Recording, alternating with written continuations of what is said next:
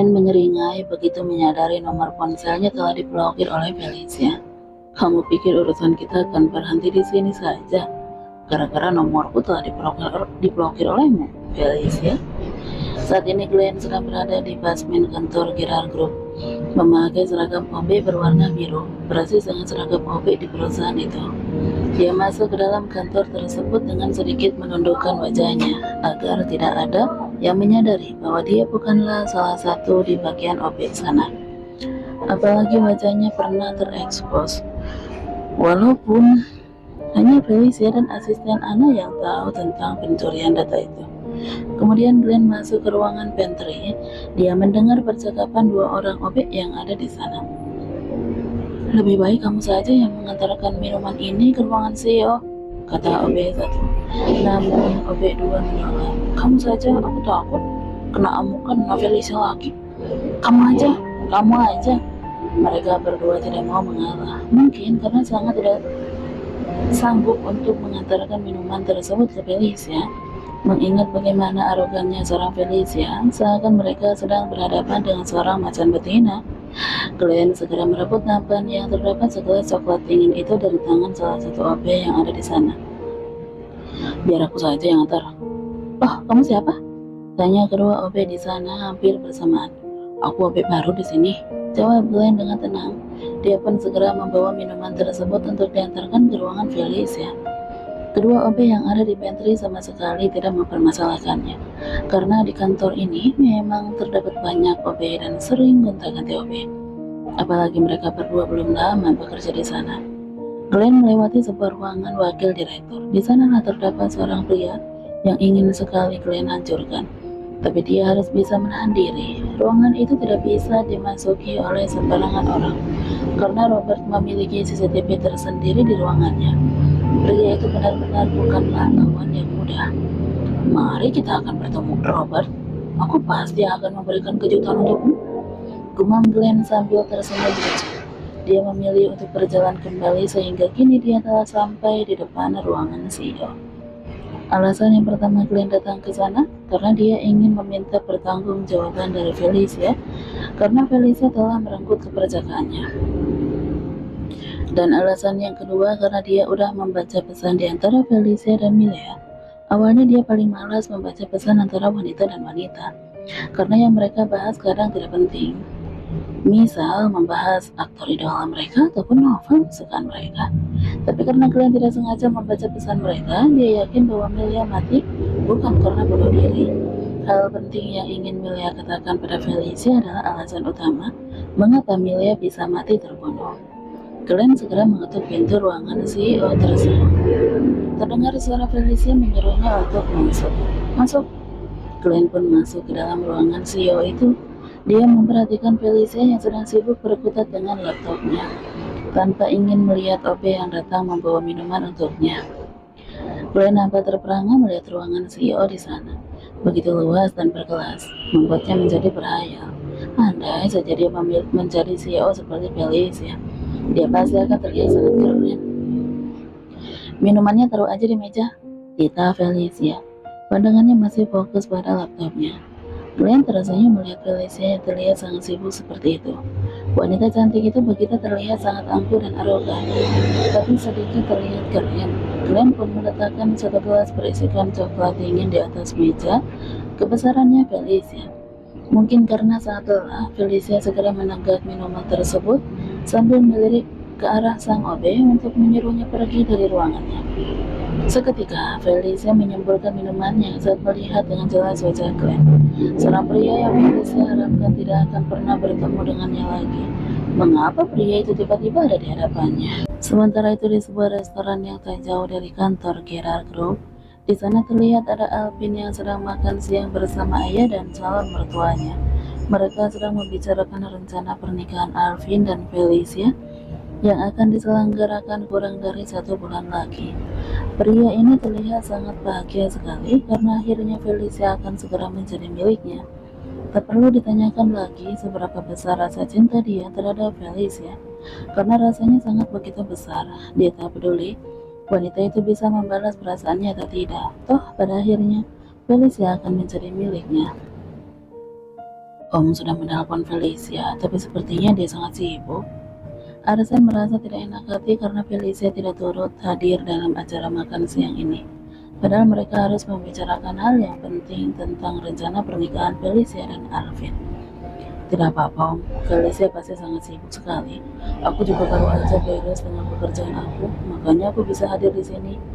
Alvin memang selalu terlihat seperti pria yang begitu sangat baik dan hangat di depan calon mertuanya itu. Arsen pun tersenyum dan menatap dengan penuh rasa kagum kepada calon menantunya itu. Terima kasih atas pengertiannya, Alvin. Kamu selalu bisa mengerti apapun tentang Putri, Om. Tentu aja, karena aku sangat mencintai Putri, Om. Jawab Alvin dengan mantap. Robert pun tersenyum kejut melihat interaksi antara putranya dengan calon besannya itu. Oh ya, saya dengar banyak sekali masyarakat yang berharap sampai ramai di media sosial. Mereka ingin kamu mencalonkan diri sebagai presiden tahun depan. Saya sangat mendukungmu, Robert. Kamu memang pantas menjadi seorang pemimpin. Arsen sangat mendukung jika seandainya Robert ingin mencalonkan diri menjadi presiden.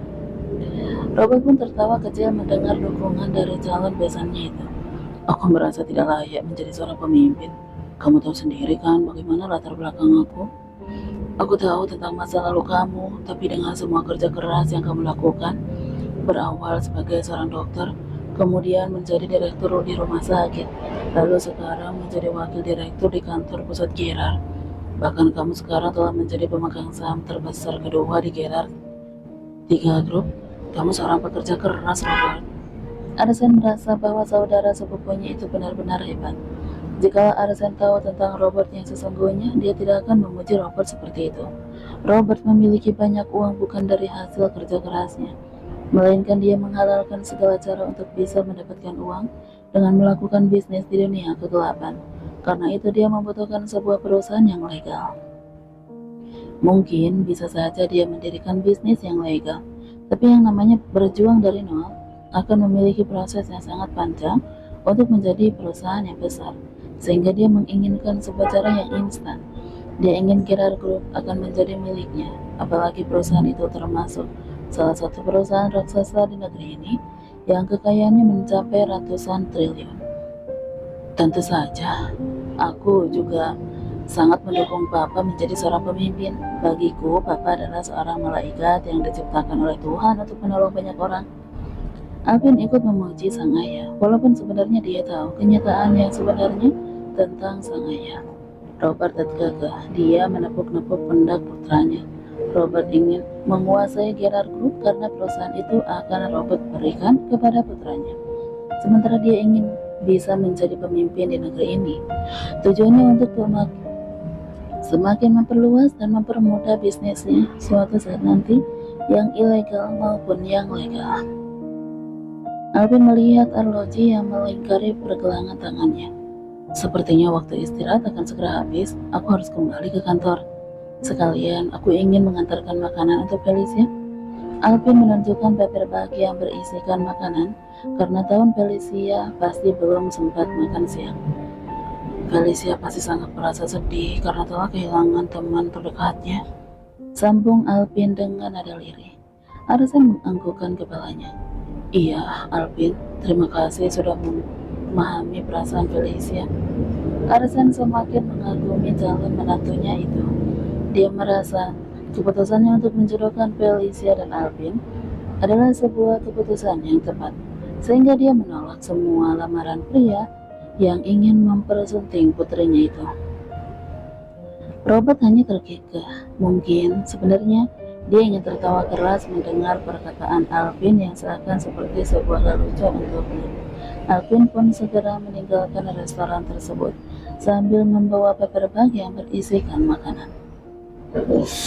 Alvin sedikit meringis merasakan perih di bagian lengan bawahnya, sehingga dia menggulung sedikit lengan panjang jas hitam yang dia kenakan. Alvin meniupi bekas cakaran seorang di bagian lengan bawahnya itu. Kemudian dia merapikan jasnya kembali setelah rasa sakit itu sudah terasa mulai berkurang. Sial, wanita sialan.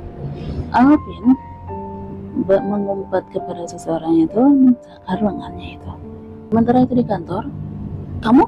Felicia nampak terkejut begitu melihat Glenn berada di hadapannya. Bisa-bisanya Glenn menyamar sebagai seorang OB di kantornya. "Kenapa kamu datang ke sini? Apa uang yang aku berikan masih kurang?" Felicia berkata dengan begitu angkuhnya. Dia benar-benar menganggap Glenn sebagai pria murahan. Glenn hanya tersenyum lebar. Dia udah terbiasa dihina oleh banyak orang, sehingga tidak pernah mengambil hati setiap hinaan yang dilontarkan oleh orang lain kepadanya. Glenn pun berjalan ke arah pintu, mengunci pintu ruangan tersebut, karena dia ingin berbicara sesuatu yang penting dengan Felicia. "Kita harus bicara," ucap Glenn dengan menumpangkan kaki kanannya pada kaki kiri. Dia duduk di kursi sofa yang ada di ruangan Felicia. Kemudian kaki kanannya dia goyang-goyangkan dengan matanya menatap ke arah Felicia sambil tersenyum. Walaupun wanita itu menatap begitu sangar padanya. Felicia segera duduk di kursi sofa yang lain, sehingga posisinya kini berseberangan dengan Glenn. Dia tidak mungkin mengeluarkan pistol ketika dia sedang berada di kantornya.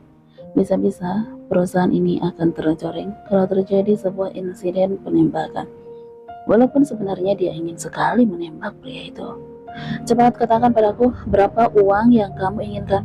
Aku akan memberikannya, asalkan jangan pernah datang ke dalam kehidupanku lagi." Felicia pikir Glenn datang ke sana untuk memerasnya. "Aku tidak membutuhkan uang darimu. Karena itu, aku ingin mengembalikan cek yang kamu berikan padaku," jawab Glenn dengan mantap. Dia mengeluarkan sebuah cek di dalam saku kemeja seragamnya. Kemudian dia mengembalikan cek tersebut kepada Felicia. Felicia enggan menerima cek tersebut. Dia malah semakin tak paham dengan pemikiran pria itu. Kalau bukan karena uang, lantas apa yang diinginkan pria itu darinya? "Sebenarnya apa yang kamu mau dariku? Cepat katakan." Felicia akan memberikan apapun yang Glenn inginkan, asalkan Glenn jangan mengganggunya lagi. Sampai wanita itu berdiri, mungkin karena sangat emosi, seakan Glenn ingin bermain-main dengannya. "Dirimu," jawab Glenn dengan sangat singkat. Kedua matanya menatap melekat ke arah Felicia. Felicia memicingkan matanya. "Apa kamu bilang?" Glenn menarik tangan Felicia, sehingga wanita itu terduduk di pangkuannya, membuat Felicia terkejut. Dia ingin berdiri kembali, tapi Glenn mengunci pergerakannya. "Aku bilang, aku menginginkan dirimu. Felicia, hanya kamu yang aku inginkan." Felicia merasakan gugup karena wajah mereka sangat dekat sekali. Apalagi dia sekarang ini sedang duduk di pangkuan pria itu. "Kamu pasti sudah gila. Kamu tahu siapa aku? Aku adalah Felicia Gerard. Aku bukanlah wanita yang bisa kamu dapatkan dengan begitu mudah." Glenn tertawa kecil. "Tapi nyatanya, aku udah membuat kamu mendesah berkali-kali." Wajah Felicia nampak memerah. Dia memukul-mukul lengan Glenn untuk melepaskan diri. Sayangnya tenaga pria itu begitu kuat sekali. Glenn telah mencekal pinggangnya. "Jangan terus bergerak, Felicia. Kamu bisa membangunkan adikku." Seketika, Felicia yang berusaha berontak. Dia menjadi terdiam. Wanita itu menelan saliva mendengar kata adik yang Glenn maksud. Felicia memang lupa lagi dengan senjatanya Glenn, atau mungkin karena dia belum sempat melihatnya, tapi tetap saja dia sudah merasakannya ketika benda tumpul itu bergerak dan menyoyak pusat intinya.